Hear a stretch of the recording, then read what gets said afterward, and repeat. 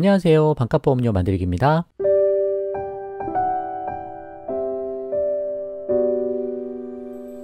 오늘은 연금저축의 놀라운 혜택과 비밀 2편입니다. 지난 시간에 연금저축이 뭔지, 그리고 연금저축의 첫 번째 혜택, 두 번째 혜택까지 알아봤고요.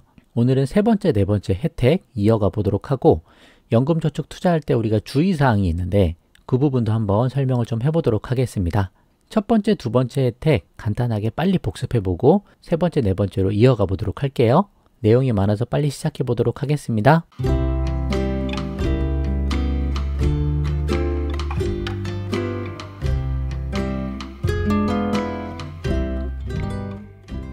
자, 연금저축이 개인연금이잖아요. 개인이 자발적으로 가입하는 상품이고 세액공제를 해준다. 국가에서 장려하고 연간 400만 원까지 세액공제를 해준다. 그리고 가입 후 5년 이상 유지하고 55세 이후에 원하는 시기에 연금 수령이 가능하다. 그런 상품이라고 말씀드렸고, 현재는 연금저축 펀드와 보험만 가입할 수 있다. 그리고 연금저축이라는 네 글자가 꼭 들어간 상품이다 말씀드렸습니다. 그리고 저는 연금저축 펀드를 추천한다 그 말씀을 드렸고, 첫 번째 혜택이 세액공제 혜택이 크다 그 말씀 드렸잖아요. 연간 400만 원 혜택이 있고 실제 400만 원 내면 최대 66만 원까지 돌려받을 수 있으니 실제 내가 저축하고 투자한 금액은 334만 원. 근데 계좌에 남아있는 저축 금액은 400만 원. 그래서 그게 1.197이 나오니까 연 19.7% 수익을 매년 볼 수 있다. 그 연금저축에 내 돈을 넣고 그걸로 뭐 펀드나 ETF를 투자하는 그 행위 하나만으로도 400만 원에 대해서는 매년 20% 가까운 플러스 투자가 된다. 20% 수익을 그냥 낼 수 있는 상품이 세상에 어디 있나요? 근데 노후자금을 연금저축 통해서 하기만 해도 이 정도 수익률이 쉽게 얻어질 수 있다. 그 말씀을 드렸습니다. 두 번째는 세금 이연이었죠. 연금저축 계좌 내에서 펀드나 ETF를 사고 팔고 해도 세금이 발생하지 않습니다. 나중에 연금 개시할 때, 그때 노후에 그때 연금소득세를 3.3에서 5.5% 납부하게 돼 있다. 그래서 이자소득세 발생하는 걸 계속 절감받으면서 그 금액까지 합해져서 계속 복리로 쌓여간다는 거죠. 노후자금 마련을 위해서 젊었을 때는 세금을 최대한 안 띨게 열심히 잘 불려나가고 나중에 연금 받을 때 그때 세금을 국가에서 걷어가겠다.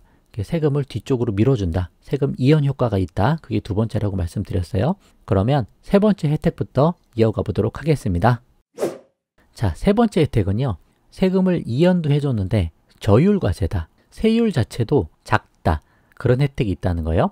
매매 차익의 15.4% 이자소득세를 내는 대신에 나중에 연금 수령할 때 연령별로 3.3에서 5.5% 연금소득세를 납부하니까 지금 내면 15.4% 내잖아요. 미래에는 3.3에서 5.5%로 낸다. 70세 넘어서 받으면 4.4%, 80세 넘어서 받으면 3.3%, 그 이전에는 5.5%. 그러니까 늦게 받으면 늦게 받을수록 세금이 더 작아진다. 그렇게 볼 수 있고, 물론 나중에 돈이 이만큼 많이 불어 있으니까 큰 금액으로 불어나서 그 금액의 3.3에서 5.5%니까 그 금액이 그렇게 작다고 볼 수는 없어요. 작은 금액을 내는 건 아니지만 이미 돈이 그만큼 많이 불어 있기 때문에 크게 늘어난 자산에서 이 정도는 낼 수 있다. 그렇게 보는 거죠. 젊었을 때 세금 같은 거 열심히 아껴서 돈 많이 불려놓고 나중에 많이 불어났으면 그때 3에서 5% 정도 내는 개념. 그 정도로 보시면 됩니다. 3에서 5%니까 저율과세라고 하는 거예요. 그리고 또 하나 봐야 될 거는 우리가 연금소득세 내는 시점은 이미 수십 년 후다. 그렇죠? 그리고 지금 내는 세금보다 이미 화폐 가치가 많이 하락해 있어요. 특히 40세에 가입해서 70세에 연금 수령을 한다 라고 하면 이미 30년이 지났잖아요. 그럼 화폐 가치가 이미 절반으로 떨어져 있습니다. 그러면 화폐 가치가 높은 지금 시점에 내기보다 화폐 가치가 떨어져 있는 시점에 저율과세로 내는 게 더 이득이 된다. 그런 혜택이 있다는 거예요. 이게 세 번째 혜택입니다. 그럼 마지막으로 연금저축의 네 번째 혜택은 뭐냐? 일시적 비과세 통장으로 활용이 가능하다. 이게 조금 복잡하고 어려울 수 있는데 잘 한번 들어보세요. 연금저축에 불입할 수 있는 연간 한도 금액은 1,800만 원입니다. 이것도 한도가 정해져 있어요. 그래서 연금저축과 IRP 합산해서 총 1,800만 원을 넣어야 되니까 이걸 12로 나누면 월 150만 원까지 불입할 수가 있게 되는 거죠. 그러면 아까 연금저축만 봤을 때 연금저축에 우리가 400만 원을 넣어서 세액공제를 이만큼 받았다. 그리고 그 돈 가지고 운영해서 나는 운영 수익도 있을 거 아니에요. 펀드나 ETF에서 수익이 났다. 그랬을 경우 그러면 이 400만 원하고 운영 수익은 이거는 나중에 찾으면 16.5% 기타 소득세를 납부합니다. 이거는 말이 16.5%지 세금 받은 거 다 돌려내는 거예요. 절대 중도 인출하시면 안 돼요. 이런 금액은. 그래서 55세 이후에 반드시 연금으로 수령해야 하는데 세액공제 받지 않은 금액 우리가 아까 400만 원까지 세액공제를 받았다고 치고 총 1,800만 원까지 넣을 수 있으니까 400만 원 외에 1,400만 원을 더 투자했다라고 예를 들어서 생각을 해보면 이 1,400만 원만큼은 세액공제를 받지 않았기 때문에 찾아도 아무 세금이 없다. 그 내용이에요. 그래서 그 연금저축 계좌에 이 1,400만 원을 추가로 투입을 하고 그 돈 가지고 연금을 계속 불려 나갈 수 있는 거죠. 그리고 나중에 필요할 때 찾아 쓰면 된다. 비과세 계좌로 운영이 가능하다. 그런 장점이 또 있습니다. 이걸 여러분들이 어떻게 활용할지 잘 생각을 해보시면 좋은 거예요. 그래서 연금저축 펀드에 예를 들어 주식형 펀드나 뭐 여러 가지 ETF 같은 거 많이 투자를 하실 텐데 증시가 너무 많이 떨어졌다. 그러면 추가로 더 넣어도 된다는 얘기죠. 더 넣어서 매입 단가를 낮추는 거죠. 그리고 나중에 조금 오르면 그때 세액공제 받지 않았던 이 금액만큼은 다시 찾아서 뺐을 수 있다. 그 내용입니다.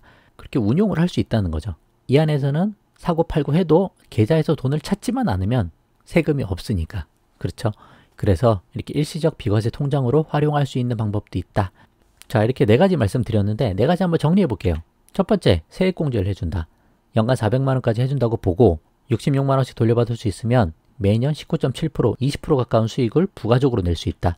이거는 펀드랑 ETF 투자하는 수익률이랑 별개로 얘기하는 거예요. 거기서 수익이 더 나면 더 플러스가 되는 거죠. 그리고 세금을 이연해준다. 지금 안 내고 나중에 내게 해준다. 연금 개시할 때 그때 세금을 낸다. 두 번째 혜택. 세 번째, 저율과세. 세금도 늦게 내는데 세율도 작다. 그리고 연금소득세 내는 시점은 화폐 가치도 이미 많이 하락해 있다. 그리고 연간 1,800만 원까지 넣을 수 있기 때문에 추가적인 자금을 넣고 잘 운용을 하고 나중에 필요하면 찾아서 뺏을 수도 있다. 그런 일시적 비과세 계좌로 운영이 가능하다.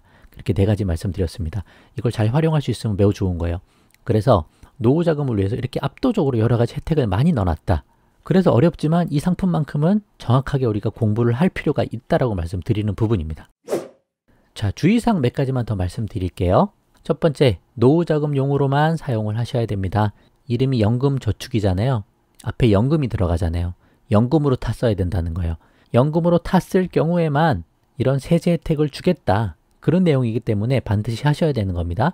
그래서 55세 이후에 연금으로 수령하셔야 돼요. 그때 세제 혜택이 있는 겁니다. 따라서 중단기 자금을 여기 넣으시면 안 돼요. 뭐 결혼 안 하신 분들은 결혼 자금 여기 다 넣으시면 안 된다는 거예요. 또 주택 마련하셔야 되는 분들은 그 자금까지 여기 다 넣으시면 안 된다는 얘기예요. 이 돈은 절대 빼지 않을 돈, 어떤 일이 있어도 빼지 않을 돈, 제가 늘 말씀드렸던 소득의 10%, 이 돈 없다 생각하고 그 돈만 여기 넣으셔야 된다. 그렇게 말씀드리는 거예요. 나중에 또 이런저런 이야기 많이 하겠지만 IRP까지 할 필요도 없다. 저는 그렇게 보는 거예요. 소득의 10%만 여기 준비하니까 만약에 소득이 뭐 월 700이 넘는다. 그럼 뭐 연금저축 IRP 뭐 다 하셔도 상관없겠지만 그런 게 아니다. 내 소득의 10%가 한 30만 원 정도밖에 안 된다. 그럴 경우 연금저축만 하자는 거죠. 그 소득의 10% 이외에는 다른 인생의 여러 중요한 목적 자금을 만드는 데도 쓰셔야 된다는 거죠. 여기에 다 넣으시면 안 되는 거예요. 그리고 연금저축을 도중에 이미 해지해버리면 16.5% 기타 소득세가 부과된다. 말씀드렸죠. 절대 중도 해지하시면 안 되는 거예요. 연금저축 보험 같은 경우도 보험을 해지하시면 안 되는 거고 연금저축 펀드 같은 경우는 계좌에서 돈을 빼지만 않으시면 돼요.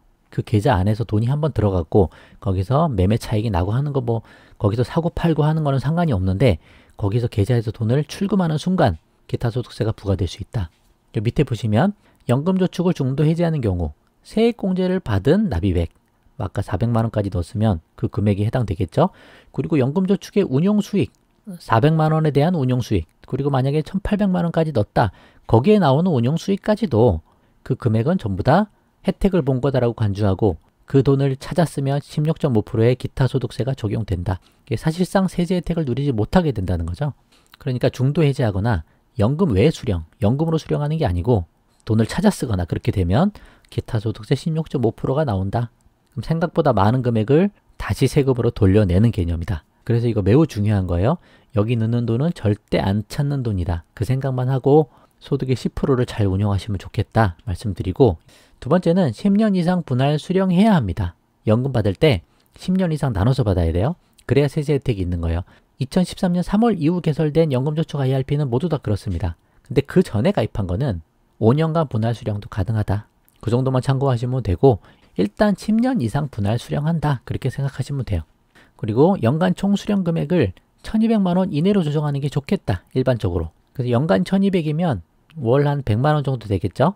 나중에 연금 개시할 때 연금액이 얼마큼 쌓여 있을 거고 그거를 내가 얼마씩 받을 건지 내가 정해서 그 금액만큼 받게 되는 거거든요. 그때 받을 때 내가 조절을 잘하라는 거예요. 왜냐하면 1200만 원이 초과해버리면 연금 수령액 전체가 종합소득세로 빠집니다. 연금소득세로 가면 3.3에서 5.5%라 그랬잖아요. 근데 1200만 원 넘어버리면 너 너무 많이 받는다. 종합소득세로 하자. 그 다른 소득과 합산과세에서 작게는 6.6%, 많게는 44%까지 세금을 내야 될 수도 있다. 그럼 아까 3에서 5% 정도 내면 되는 거를 잘못해서 종합소득세로 가버리면 많이 나오면 뭐 44%까지도 나올 수 있다는 얘기잖아요. 그러면 생각지도 않게 어마어마하게 많은 금액을 내야 될 수도 있는 부분이기 때문에 물론 다 요 맥시멈이 들어가진 않겠죠.